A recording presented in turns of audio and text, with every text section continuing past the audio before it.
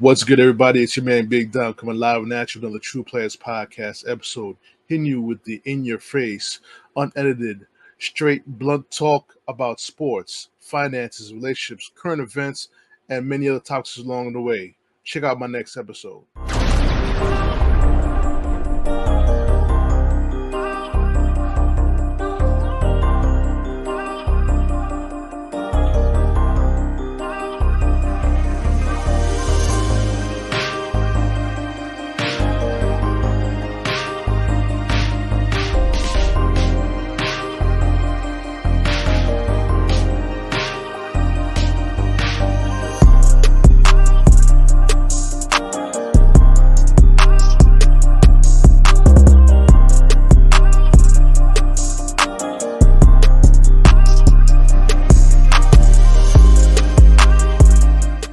Big Dom coming live and at you on the TruPlayaz podcast episode, part 3 of the TruPlayaz podcast 60th anniversary series, part 3. As myself, Marz, and JoeyG, we're gonna recap Money in the Bank. You know what I'm saying? It was a very good rebound from the poor showing of the Clash of the Castle over there in Scotland. This pay-per-view really brought everything back. Brought it back at the same level it was before. But before we get into that, I'm gonna have my guys introduce themselves to the people. Marz, let's get it. Sir, you know who it is. It's your boy Marz, a.k.a. Marlon Beardo, the bearded weirdo, the Stellarosa Casanova, the creator of culture.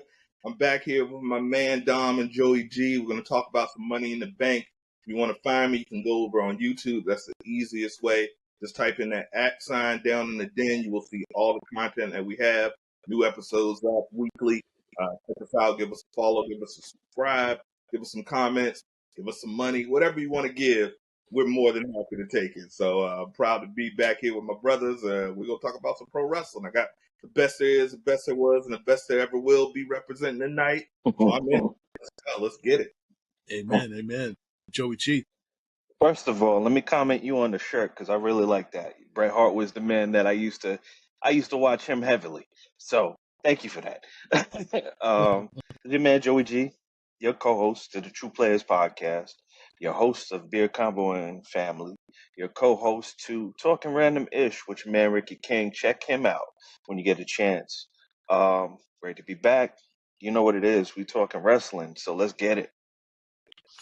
Yes, so we're talking about wrestling, storytelling back in effect in the WWE for a long time has been coming. We just a couple of great matches, even though there's only 5 matches on the card for that premium live event of Money in the Bank.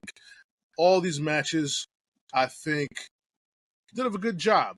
Were there some botches? Yeah, we're gonna talk about the botches in those matches too, especially in the World Championship match with Damian Priest and Seth Rollins. And the botch of Tonga Loa in the main event. So we can't talk about wrestling without the botches. So we're gonna go there. But first things first, let's talk about the men's Money in the Bank ladder match. We had Jey Uso, Chad Gable, Andrade, LA Knight, and Carmelo Hayes and Drew McIntyre. Right. Drew McIntyre said if he wins that Money in the Bank, he's going to cash in on that same pay-per-view. I think Drew McIntyre character builder from the time he first started with the 3-man band is exquisite. Is like top-notch work he's been doing. It's even getting better now he has to deal with CM Punk. But before we get into that, who's going to start off and talk about this match? Marz, I'll let you go first. I appreciate the hospitality, gentlemen. It was the match itself. Of course, they had some great spots. I think the right person won. I know it's been a lot of talk on wrestling internet. Oh, they just wasted the Money in the Bank. But people don't realize it's just a prop to tell a story. Some people forget that WWE is an actually storytelling company. It's not necessarily a wrestling company. So I think the right man won. It made the story go further. And at the end of the day, it's only so much you can do with that Money in the Bank briefcase. Because 80% of the time, that person is going to win the title. Right. And you saw what happened with Damian Priest, where he had that suitcase for almost a whole year. We're like, is this guy ever going to cash it? It's a gimmick. match. So if you can enhance the storytelling, we know at one point Jey Uso is going to be a world champ. Same thing for LA Knight. I think Carmelo has a great future. Everything that was supposed to happen in that match put people in a good light happened. Chad Gable took some amazing bumps. He had some amazing performances. He's looking like a young Kurt Angle with more hair. I'm a big fan. Andrade, you know, for my Latinos out there, he came and did his thing. Carmelo, a young star. LA Knights over like Rover, same thing with Jey Uso. But the right man won. It helped the story. It's a great match. Some great bumps. Everyone looked strong. Everyone came out better and bigger and brighter than what they were before they went into it. I call that a triple win. So I was a fan of the match. It was a great way to start off the pay-per-view. And at the end of the day, I'm a sucker for storytelling because at the end of the day, you're not going to remember all these flips and dips. And I'm a sucker for good storytelling. And it served its purpose. And like I said, my man Triple H and HBK, what those two gentlemen are doing for the WWE and NXT, they're cooking. They're cooking right now. And pro wrestling is bigger and better and more worldwide than it's been in my entire lifetime. And I've been a wrestling fan for 40 years. So, yeah, it was a great match. The right man won, and it just enhanced the storytelling. So if I was to be Meltzer and give it a rating, I'd give it a 4 out of 5. It was a great match, and I was happy with that one. Cool. I'm not gonna take anything away from what you said. I do agree with everything that you said. It was a great match. I loved everything about it. Now, going back to the last Money in the Bank to where it is now, did we predict something like this was going to happen? Yeah, we could see it from that moment to this moment right now. Did we see it in exactly the manner that it happened? No, but the premise of him getting the Money in the Bank, we seen that coming because he had a chip on his shoulder. He was coming for that Money in the Bank. So it was a great match. I loved watching it. Like I said, I'm getting more and more involved since Triple H and the Heartbreak Kid have took over as far as the writing and the storyline and getting that up to par because I won't say it was lacking before. It just became too predictable. Too predictable in the sense of disappointment. It's getting to the point now where it's agreeable.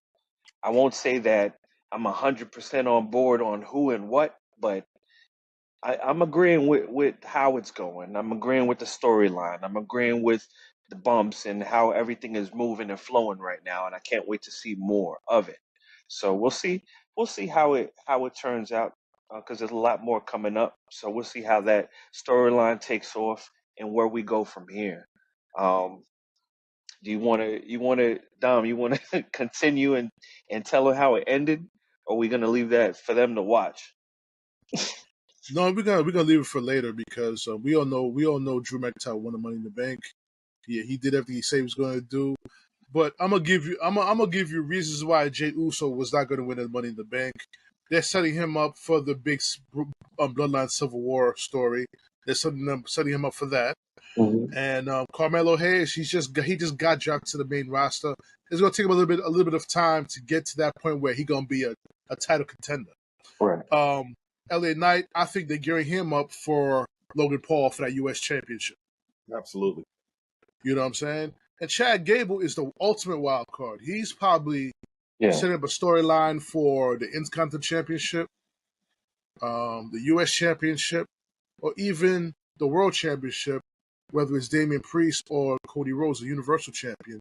You can set something up from there. Okay. But, you know... Not to mention, he's involved with the Wyatt Six heavily right now. So all of these guys have huge storylines going on concurrently. The only one that made sense to win the briefcase was Drew. Yeah. Right. But I think the writing, the one drawback in that is Andrade. Great wrestler, takes great bumps, knows how to give a story in that ring. But you brought him back from, I believe it was AEW before. When you bring him back, oh yeah, you have to find a story that fits him. Right. And I may say this right now. It may be best for him to turn heel. Absolutely. I can see that. He's a natural heel. You know, some people can go back and forth, and some people are natural heels, some people are natural faces. He's a natural heel, and I think they're waiting for his wife to return from her injury and maybe pair them up together. I think that would be a good look. He needs a talking piece because while he can speak and he can do a good promo, a lot of wrestlers that English is their second language, it's hard for them to really have the rocket strapped to them because at the end of the day, you know, let's be realistic. Mostly Middle America is the one that's looking at pro wrestling, and you know they're gonna say "Speak American." So I think he just needs a manager or someone that can just get him over to the top. But he's a phenomenal. Paul Heyman can make me look good. He's phenomenal. Actually, I would love to have him on the podcast. I would love to have him on the podcast for real. Oh yeah. You know what I'm saying? But you know what it is? You know what it is for Andrade and all these Hispanic wrestlers who come in as Spanish the second language. They have a tough act to follow. When you got to follow Eddie Guerrero, Rey Mysterio, Conan. That's the Mount Rushmore of Hispanic Latino wrestling. You know what I'm saying? It's a tough act to follow them. Right. And we had tough ones back in the day. And Tito Santana. And before that, Tito Santana. Mm-hmm. So, we had a lot. But all of those guys, their English was top notch. Right. You know, like Eddie Guerrero, God rest the dead. Eddie Guerrero, he was one of my favorites, you know. Right. The way he sold. The way he sold. Everything. Like, it was literally in his veins. And, you know, my favorite line when he got caught cheating on China, which they're kind of, you know, duplicating right now with his real son, Dom. He said, 2 mamacitas are better than 1 mamacita. I like motto, you know. Holmes? Oh, hey, Holmes. You don't have to speak. You don't have to speak Spanish to understand that at all. It translates. God rest his soul, man. He's a talent that was very missed, and a talent I think he would be a great coach for these new wrestlers too. Let's not sleep on that. Him and Chris Benoit, though. Remember when Chris got his first championship belt? WrestleMania 21, right? You know, and he was there. Eddie Guerrero was there. He teared up. He teared up. That shit was crazy. Like, they're brothers in the ring, and you could see the genuine chemistry. But it was just, it's cool to see. And those type of wrestlers are sorely missed. And who knows what they could have brought to wrestling now with the wrestling talent that they have right now, and what stories we would see from Triple H and RBK. Who knows, man? Like, my mind is just blown by that. Listen, before this podcast over, we are going to speak about the national treasure, Ron Killings, better known as All Truth. You know, before. But let's get to the Intercontinental Championship match, the second match on the card: Sami Zayn versus Braun Breaker. This match, I thought, for some reason, it was kind of rushed.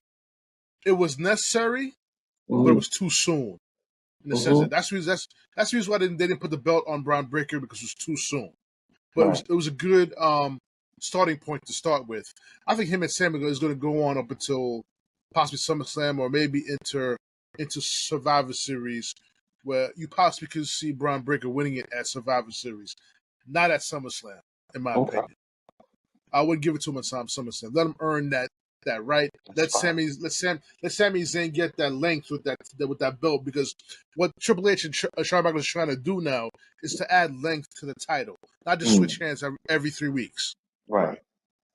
And that was a Vince thing. You know, Vince would drop that title, he'd give up on someone in 3 weeks, and it really devalues the title. And especially when you have Sami beating the man who held the belt for 666 days, scary number. But you just can't have him lose initially you know, because that makes Gunther look weak.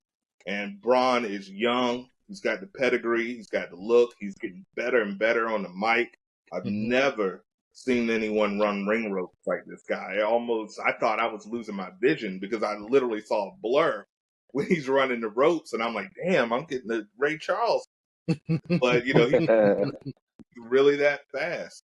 I once again, internet feedback. A lot of people they don't have the patience. They're used to this microwave.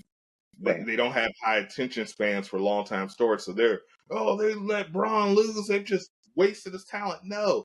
If you look at Monday, and I don't want to get into that, he gained all of that heat and more back the next night on Monday Night Raw. So, I mean, Braun has a long, long future.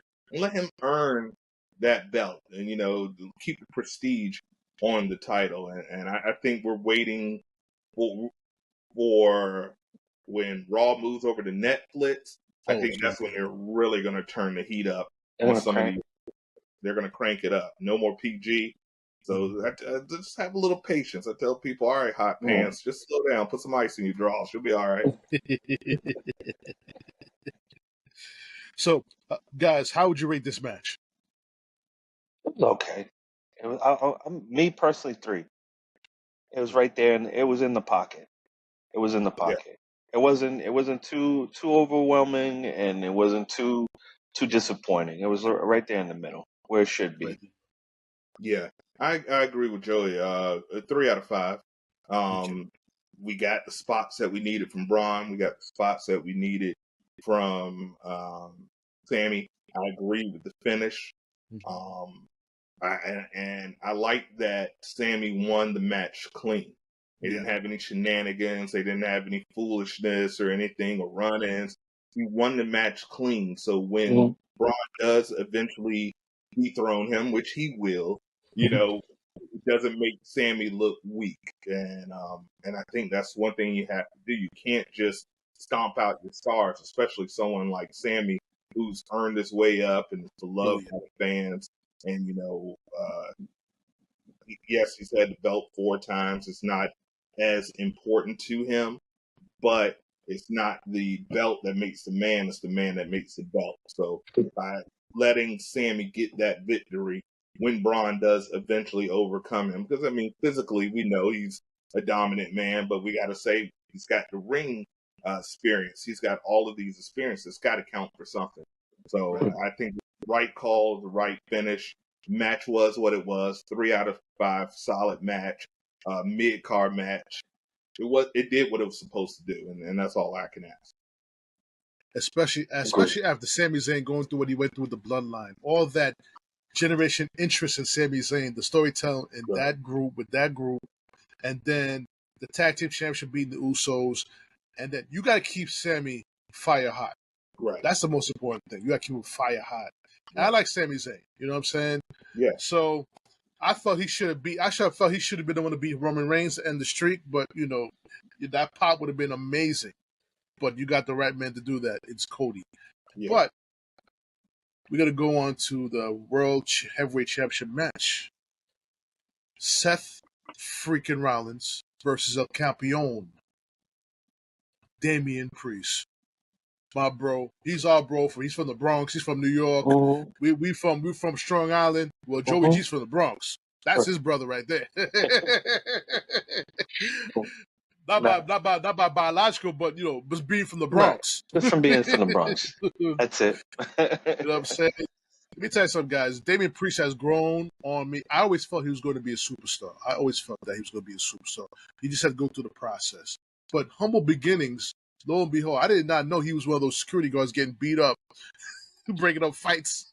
They all if you want to be a future world champion, you got to be a security guard. I think that's the rules. I've seen him fight. I can vouch for him. But the way he won that title in WrestleMania, I was jumping out of my seat. I would, when I see it come out running out, I was like in my room, yeah. He's gonna do it. He's gonna do it. And I saw him do it. You know, it just, you know, it was something that was exciting, something fresh. Right. Not the same old. You actually see something fresh. Yes. And I heard Kevin Nash speak on his podcast called The Click. Definitely check out that podcast. He said that Scott Hall saw superstar in Damian Priest the first time he met him. Right. Let me tell you something about Kevin Nash and Scott Hall. They know how to pick superstars. Yes. Yeah. Everyone who knows anything in the industry have all said Scott Hall had one of the greatest minds. And him and Nash used to go and work with the big men down in NXT when Triple H was running it. And Scott Hall, a lot of people don't know, Scott Hall came up with the pro gimmick for Sting. You know, Sting used to have a surfer, and then Scott Hall was like, hey, yo, I seen a movie, you do this, paint this. Sting himself said that was Scott Hall.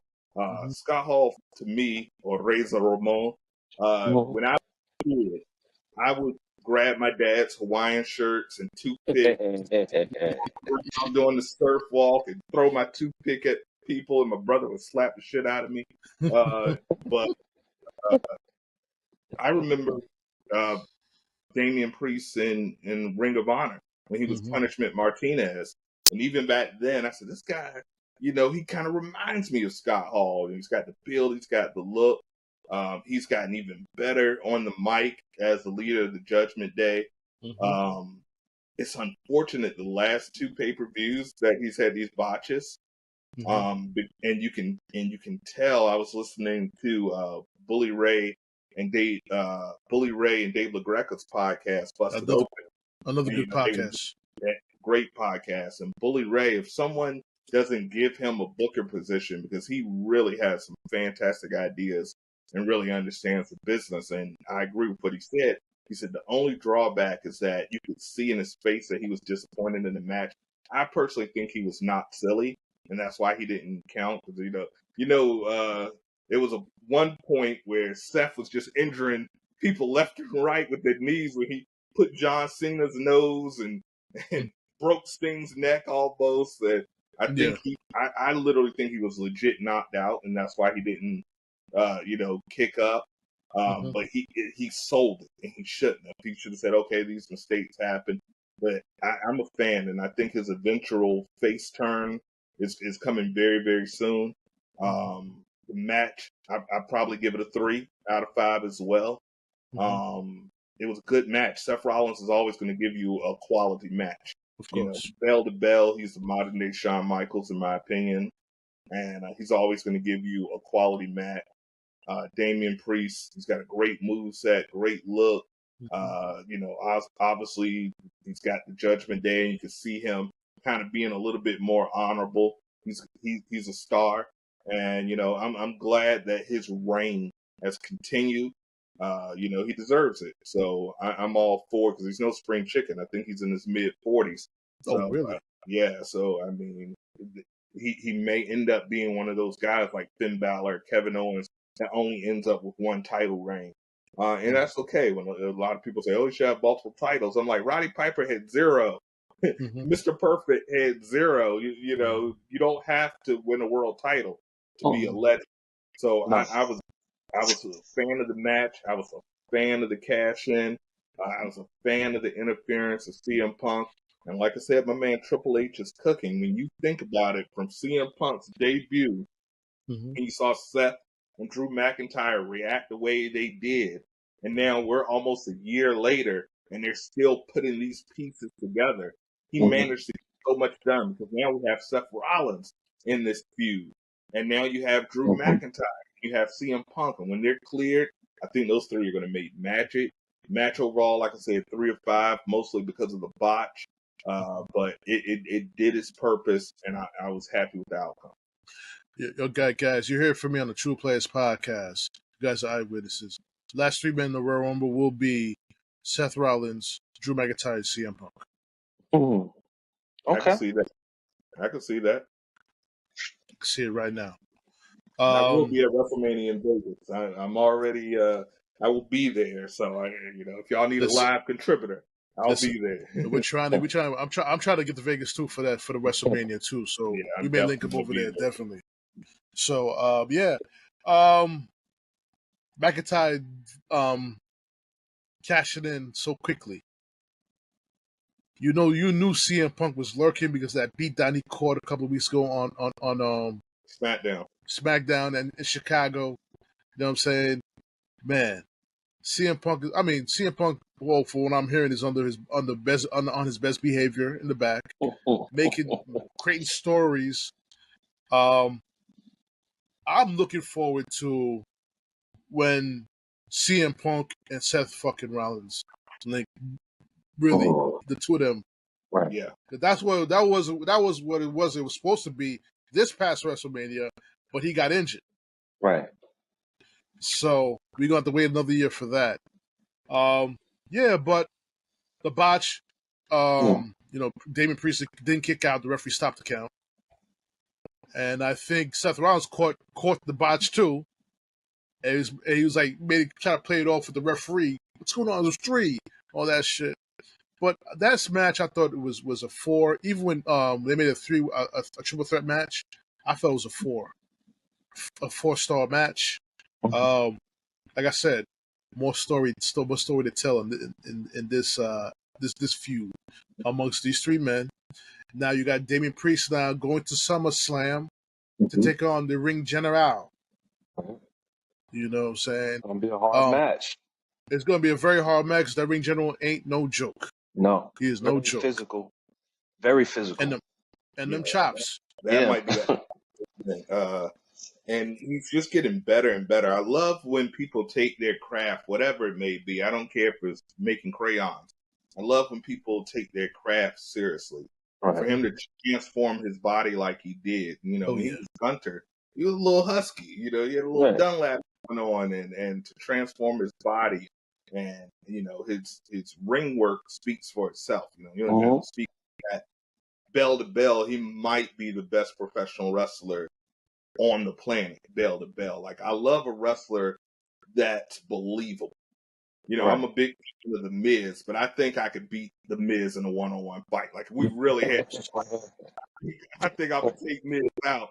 But when I look at Gunther, he's one of those people that, like, if you slap your mama, you look at your mom and be like, "What did you say to him?" All right. Why you all be starting stuff? That's what I wanted when I was 8. Thank you, Gunther. Right. So, right. So, I mean, we can't wait. That's gonna be a great story to fill out.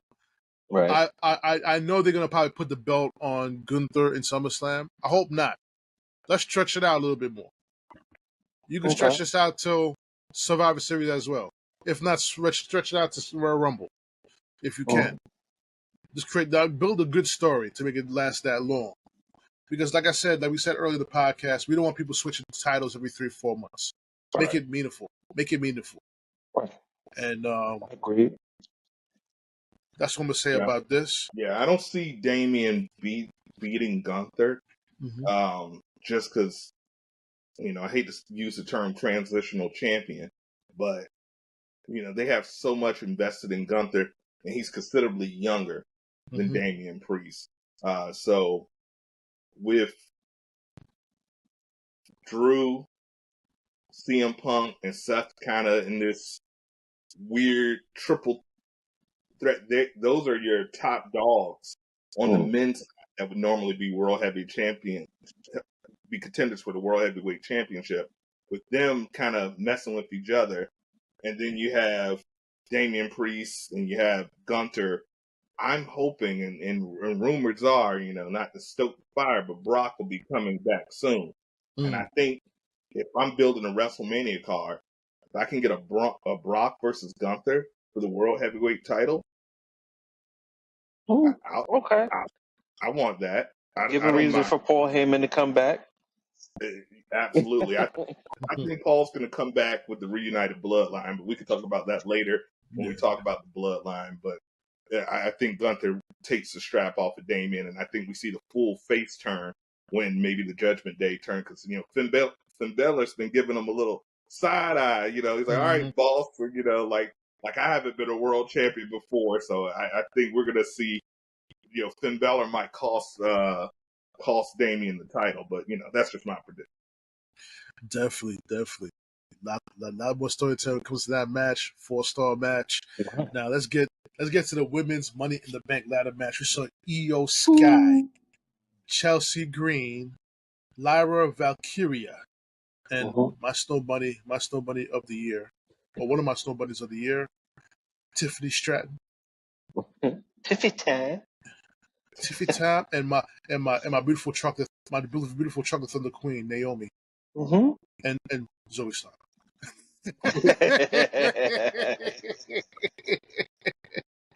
I don't know. I find Zoe Stark a bit attractive, but I don't know. I mean, give me a couple of Coronas, maybe that. I mean, I would, but Yeah. she looks like she might, might tie you up and do some things you ain't asking for. So she's a little scary. I don't like women that can throw me around. Listen, but I'll take the prettiest moonsault all the time. That match was the match of the night for me. Yes, agreed. Arguably the best ladder match I've ever seen. It's Money in the Bank, and I'm talking about. I've been watching this since Razor and Sean. The bumps those women took to entertain us, Chelsea Green, a new level of respect. Right. The Michinoku driver on the ladder. Yes. Zoe Stark. This guy did to Zoe Stark. Jesus Christ, I thought she killed her. Right. I thought she killed her right in the ring. I thought we were having an Owen Hart moment all over again. Right. Like, holy shit, she's dead. And for them not to walk away with injuries, they blew the men away. No pun intended. If you're comparing the two, yes, I have to agree with that. Wasn't even, the men were more about story. This was more just about a work of art. Right in one. I can't wait to see Tiffy with the customized Louis Vuitton briefcase that she's going to pull out or something like that. And like I said, each person had a moment to shine in the match. It's not your mom and dad's women wrestling. These women are here killing it. Killing it. Not anymore. I have to take a time to basically go back, and I don't know, remember if you remember Glow Wrestling, but it's reminiscent of that, like what we're seeing in the ring, that type of storytelling and physicality. That's what I'm seeing, and I'm loving that part of it. Every move that you saw with Crisp, it was new. It was, oh my God, to people that are watching it, and you had everybody engaged, and we weren't taking our eyes off the screen, or if you were there in person, you weren't looking away. Before that, we had to, maybe last year, we were like, maybe. Be honest with you. I don't even remember. Part of the reason why people weren't looking away, because at least 4 of them looked good as hell. Yeah. And it was it's not only just that, bro, but I'm just saying wrestling, if you're watching the wrestling for what you're watching for, they were doing their thing. They were doing They sure did. All boxes were checked. Like 0 botches. Everyone looked phenomenal. They put the right women in there, because I know a lot of people was like, oh, Jade should have been in the match. No, she's a little green. She's not ready. She would have messed up. Not yet. She would have probably got injured. She would have got injured or injured somebody else. They had the safest workers. They had the best performers. So like I said, I 40 years since I was 3 years old, I've been watching pro wrestling. First moment, I remember my brother was supposed to be babysitting me, and he was going to get some cheeks, and he took me to the girl's house that he was going to get some cheeks. That her little brother was like, "Do you look at wrestling?" And I was like, "Nah." And he put on an NWA tape, and I saw Ric Flair and Road Warriors. And from 3 years old, and I have a photographic memory, I'm cursed with that, I've been addicted to pro wrestling my entire life. Loved it. I can tell you everything about it, where it started, where it came from, from the carnival days. I know about it all. I love it all. And I've seen, no exaggeration, 1,000 ladder matches. Haven't seen anyone like that. That Chelsea Green bump, wow. But to think she was fired 2 times. 2 times. Talk about perseverance. I'm a fan. Io Sky You know, nobody flies like that young woman. Tiffany He is came off the top rope to the ladder. crazy. Who does that? Who does that? Like I said, compared to the men's match was good, Right, but they need to put that on first right. because they cannot compete with what No, those ladies were doing. No. It was nasty good. It was an right, embarrassment of riches. It was nasty good. Like, all right, y'all showing off now. right. Relax. I didn't see much of Naomi in that match though. I mean, No, a couple moves in the beginning. Yeah, I she had don't. a crazy bump though that took her out. Like everybody that when they ended up getting taken out of the Mhm. match, they all put on a phenomenal like bump, and I was just proud of those ladies. I stood up, saluted them. I was like, "Y'all fellas better step up," Mhm. because Right. I think we have enough women talent that they could have an all women show if they wanted to. They're getting there. They're Yeah, getting between there. T and like, oh God, HBK is a recruiting process at NST. Yeah. Woo! You Let see me tell last. you, You see Jada Parker, Last Legend. Oh. Jada Parker. HBK like the chocolate, and that's all I got to say about that. Oh man, so this is it's gonna be great. I can't wait to see Tiffany time against. I think the better storytelling match would be with Bailey. Okay. Yeah. Because If Bailey makes it out of SummerSlam, because remember she's got Nia Jax at SummerSlam, and I can see Nia Jax taking that, and then Tiffy has that little relationship with Nia Jax. They're kind of like friends on air, and so I could see like Tiffy helping her and then like turning her back on her at the end and using that suitcase to get the title. But that's another off kilter prediction. But yeah, just that was a 5. That was a 6 out of 5. I'm gonna pull a Dave Meltzer and give an extra star. Pull this out my pocket. Boom, extra star. Right. It was crazy good. It was crazy good. Definitely. I give it a 6 too. Why not? Yeah. Some baddies. I got some baddies in that matchup. Mm-hmm. And of course, my baddies, my true Snow Bunny baddies, came back in Raw. But we'll talk about that later. Those are women. The women of the millennium is Rhea Ripley, and the Snow Bunny of the millennium is Rhea Ripley, and you Liv Morgan. I just want to live once. You know Umar Johnson at home right now. Like, we must stay focused, my brother. Listen. You can't deny Snow Bunny mania. Look, you know I've said it before. I've said it before, and I say it again. I'm not a weirdo, but I want Rhea Ripley to beat me up. I'm into it. I'm like, just slam me around like a rag doll. Yeah, listen. You ever seen that chick without makeup? She's just as beautiful, if not more. I'm like, God damn it. No, Buddy Murphy's a lucky man. He's a lucky man. No, Dom is a lucky man. You know, he's got a pretty ass wife, and then he gets to play with Rhea Ripley and Liv Morgan at work. Shit. His father's jealous. His father's jealous. Yo, like, yeah, exactly. Hey, you know, Holmes. What about one for Poppy? WO, you got all these baddies fighting over you. No, but Ray got Zelina Vega, baby. Yeah. Oh yes.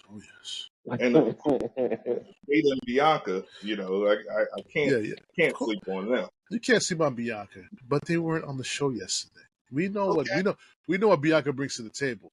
Yeah. I just think with her, I think the fact that before we get to the main event, the fact that Jade is not up to par yet, we can't have that story yet with them two. Right. I feel they're going to be the modern version of the Mega Powers. You know, one of them will turn heel on each other, and they will fight each other at a WrestleMania. But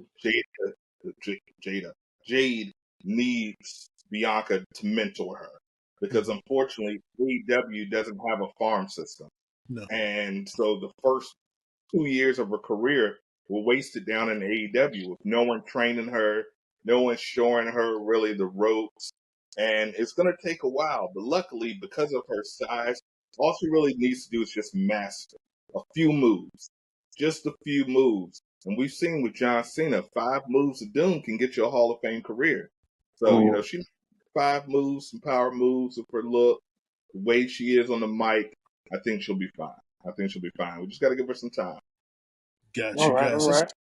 Let's get to the main event, man. The main event, the new bloodline. Oh, they do this now. The new bloodline versus Cody Rhodes, Randy Orton, and Kevin Owens. Oh, what a motherfucking match. Listen. What a match. I said it before and I say it again. Kevin Owens, man. Do something with him now. Please. Please. He's fiery. Every time we behind him, like, oh, you gonna whoop a ass? I'm right there with you. Whoop that nigga. Yeah. Do it. Whoop him. That's what I came to see. You whooping people. But it always turns the other way, and I hate that part of it. I hate that part of it. But I'm gonna say I had some appreciation for this match. It showed me some things. It showed me that old school can invite new talent in there and give them their shine, and at the same time you get a show because they were showing out. Oh yeah, they were showing out, and I loved every moment of that. All of them, right? All of them. I think Solo, the one who got the pin, was actually the least entertaining out of all of them. Yes. Oh yeah. Agreed. Yeah. Solo's good. And I like Solo, and I love the transition from him as the silent enforcer to this just like power-hungry mob boss type character. The character development has been phenomenal. This version of the Bloodline is far more scary and ruthless than the original version of the Bloodline. Jacob Fatu is an MF and superstar. Yeah. He's as hell. He's another wrestler who has taken his craft seriously. It looks like he's dropped about 40 pounds from his days in MLW. Looks phenomenal. We were talking about this before we went on air, the spot where the patented double rope DDT, which normally sets you up for the RKO, and that's it. You know, Samoans supposedly have the hardest heads in the world, and he pops up. And, he's super kicking the hell out of everybody. Yeah. It was only one flaw in that match, and that's Camacho, a.k.a. Tongaloa. How do you miss a nut shot? I don't know, but you did it twice. Oh, my goodness. Did it twice, and when they showed the replay, he busts his brother in the head when he was trying to... He was like, God damn. As he's falling away, my bad. This is his second botch on his debut. Right. He was late to pull the referee, so the referee had to throw himself out the ring. I'm like, this is why you were not in the match. This is why they had you in the Maitre D suit in the background, because you keep. And he legitimately got knocked out when Cody did that dive out of the ring and he hit him. He looked slumped. He was. I said, "Oh damn, wake up!" He was literally there for like 15 minutes. I was like, I don't think this is in the script at all. I don't think they lost that mic on purpose. The announcer was like, his mic is not on. Nah, he's trying to console that other dude who find out if he's okay. They better do this. We gotta get the real paramedics. Right. I saw the referee looking at him like Simba when Mufasa died. He was like, "Wake up, wake up!" He was out, but it was a great match. Put the story, made the Bloodline look ruthless, especially with their little promo that they did. It looked like $1 million coming in there, and they're all black. And I just can't wait till OG Bloodline versus the new Bloodline. I'm thinking we're going to see some development. They ironically brought the Bad Blood pay-per-view back. I'm like, come on. I think we're going to see Roman. Roman just lost his father. And I think when you hear that music and you see Paul Heyman like, yeah, and you see Jimmy come beside him and Jay come beside him and they run to the ring, I just want to know who the fourth man is going to be. But Rumors has to be Zilla Fatu. It could be Zilla Fatu. They said they just signed Haku's other son, Tala Tonga, and he's 6'8", and he's a beast. These Tongans and Samoans are taking over. Yeah. So I'm very excited for the future. Great match. I would give it a 4.5 out of 5. Like I said, the only thing that made it not be is when you miss somebody's nut twice. Mm-hmm. Yeah. Twice. Punch him in the forehead. Punch your brother in the forehead. Actually, guys, this podcast is so good. I'm probably gonna tag Mark Henry and Bully Ray on this too, man. On some real shit. On some real shit. I want to watch this podcast. It's funny, but this is my take on this. Is gonna be with the Bloodline. I believe the fourth man in that War Games, the Survivor Series, should be The Rock. Should be The Rock. Okay. It will lead up into the story of Roman Reigns versus The Rock. Final boss, Tribal Chief for the title of High Chief in WrestleMania 42. So there's a Rock, the fourth man, and then he turns on Roman. Yes. Okay, I could see that. Because at first I was like, get Sami Zayn back. You could do that too. That's an option. Or like I said, if you want to put a debut in Zilla Fatu in, there's a lot of options. Or once again, you can put Tonga in his maitre d' suit on back. Because I think that's where he belongs. But like I said, that match was a great match. You could go so many ways with the storyline of the Bloodline, big time, and the Cody Rhodes saga. We all know it's going to be close to Cody in SummerSlam. We know that's going to happen. Right. Mm-hmm. We know that's going to happen. I could see a lot of things. If I was in the writing of WWE writing, me personally, you got the two Bloodline factions. You got the Wyatt family faction. You know who I would definitely bring back as a faction, in which for some reason, I don't know for the life of me why it has not happened yet, is Bobby Lashley, the Hurt Business. Yeah. Oh. Yeah. They tried it with the Pride, but it's just not connecting.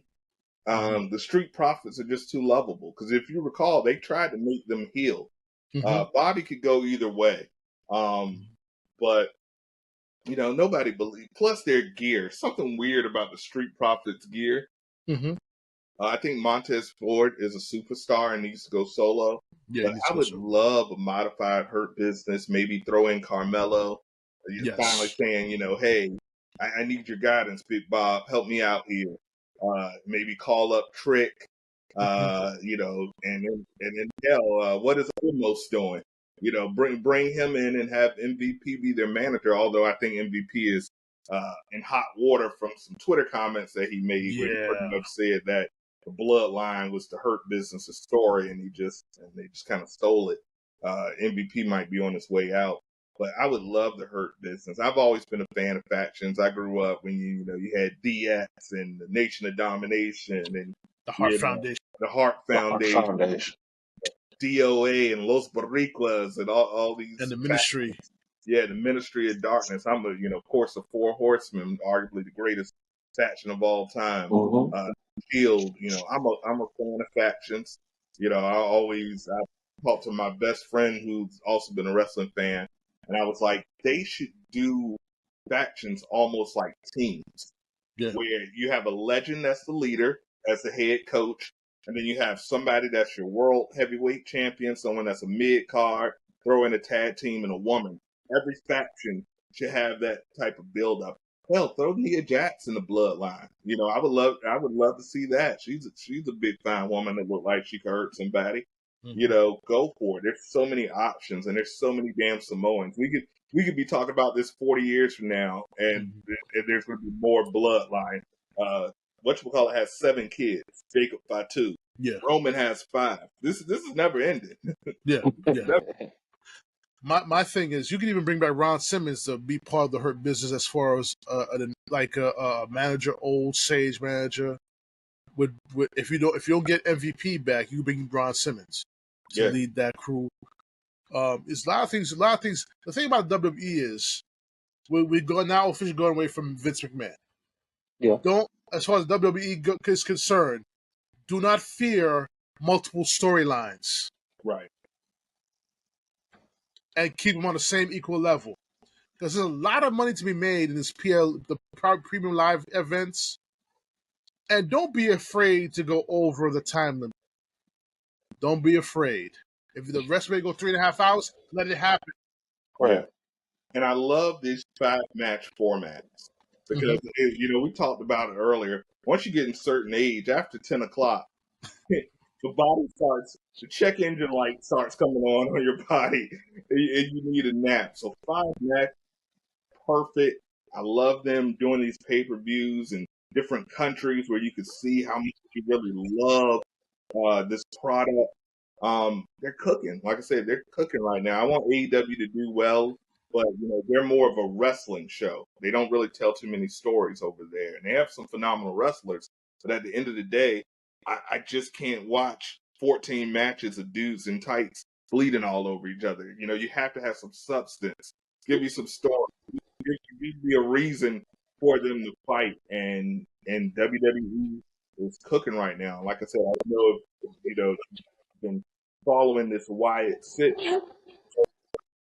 but they've taken a bunch of jobbers and made them into superstars. Like, who thought Bo Dallas had it in him? He's been amazing. So there's so much meat on the bone where we can go from there. Oh. 5 years. Definitely. Yeah, we got a lot of story to write on this. And guys, this episode's been great. I love having you guys on the show talking about wrestling. But I love to do another part of this because we got a lot to talk about the follow from this, the Rhea Ripley now storyline with Liv Morgan. Okay. We're developing that now. And where does Dirty Dom go now? I'm saying they should do a Dom on a pole match. Listen, can I be Dom? Can I be Dom on a pole? I'll be Dom on a pole. I'm the real Dom. You know what I'm saying? I want to see Rio on a pole, if you know what I mean. But I mean, that's neither here nor there. Stone Bunny Millennium, Liv Morgan and Rhea Ripley. Jesus Christ. Nice place to be. Oh yes, lucky man him. But I wouldn't mind having some Zelina Vega though. I'm saying. And who else? There's another chick that was in the what's that guy? Santos crew. Oh yeah, not Lola. Something Electra, something like that. Yeah, something Electra Lopez or something like that. But yeah, you can't sleep on NXT. My boy Shawn Michaels, his recruiting. He's like, okay, you were a gymnast. Check. Can you turn around?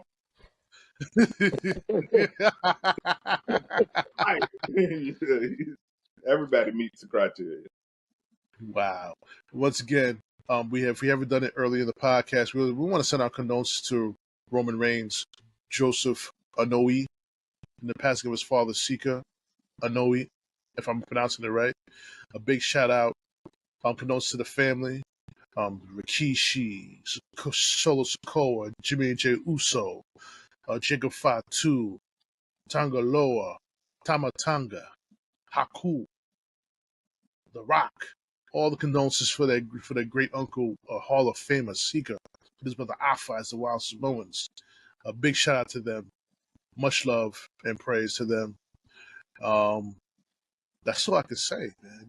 It's tough losing a parent. I've been there. I lost both my parents in a matter of 8 years. So I've been there. So last thing I want to say before I end this podcast. I've seen things happening with people, yelling, screaming at their parents, saying bad things to their parents. Keep in mind one thing. You have one parent. And it is your duty under the eyes of God to honor them. Do that. Because keep in mind one thing. It's people like myself who don't have parents in the physical sense anymore. Who wants to switch to your place to have their parent there with them. Breathing with them. So always maintain the respect of your parents. No matter what they say. We're all human, we're not perfect. That's all I gotta say. Absolutely. We all know in our hearts, we all gave our parents some stuff. So they did the best they could. So, if you're out there and you are beefing with your parents, watch that immediately. I'm so blessed to be as old and gray as I am to still have both of my parents in relatively amazing health and kicking. And I do not fail to see the blessing in that every day. So, like I said, Don, my condolences to you, for they call them adult orphans. We all go through it at some point. And so, if you do have your parents and especially if you're a big age like mine, make sure you call them every day. Make sure you don't want to live in regret. When they're gone, they're gone, and there's nothing you can do about that. So, like I said, shout out to Roman, entertain us for the last 12, 15 years, Tribal Chief. We salute you. Salute the Wild Samoans for your hella entertainment. And you come back to beat the brakes off the solo. Got you. All right, guys, we're gonna call it a night. You know what I'm saying? Once again, ladies and gentlemen, thank you very much for joining us on the 6-year anniversary series, part 3. We got part 4 and 5 coming. All right, it's your man Big Dime signing off. Marz from Down That Den Podcast. JoeyG with Ego Tripping and Talking Ish Podcast. We gonna be out of here, ladies and gentlemen. See y'all in the next episode. Peace. Later. Later.